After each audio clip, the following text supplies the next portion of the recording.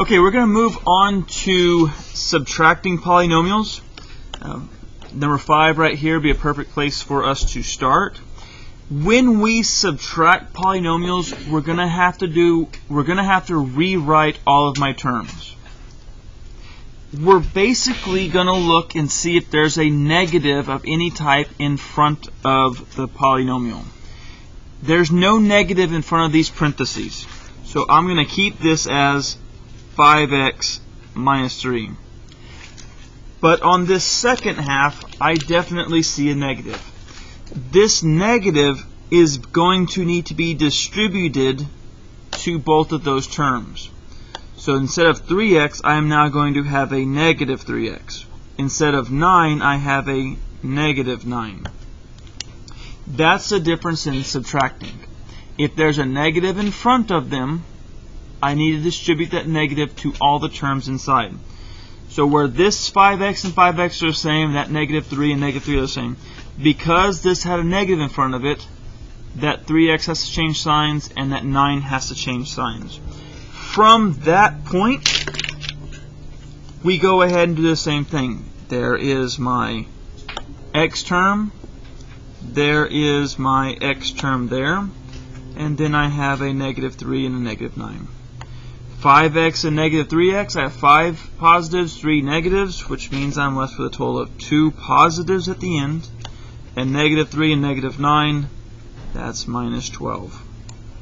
That's my answer. I do want to look at number 6. I mentioned that when we were doing the adding video. Number 6 has a negative in front of those, so I'm going to include it as a subtraction problem. This negative needs to be distributed to the 5t and the 8. There's nothing to distribute on this one. So negative 5t, and then negative to the 8 will be negative 8. See how we have to change the signs on both of those? And then we can go ahead and copy the rest. Plus 3t minus 2u plus 8. Now the only thing we have to watch out for here is we have different variables. Those are not like terms. So I have a t there, I have another t there, I have a u, I'm going to underline, and there are no other u's.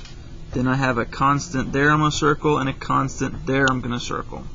Let's say we end up with negative 5t and positive 3t. That's negative 2t. Again, I can show you how to do this with negatives and positive signs. Negative 5, 1, 2, 3, 4, 5 negatives. Positive 3, plus 3 times. 0 pair, 0 pair, 0 pair. I'm left with the 2 negatives. Then I go to my u. I only have 1, so I keep it negative 2u. And then I have negative 8 and positive 8. Those are 0 pairs.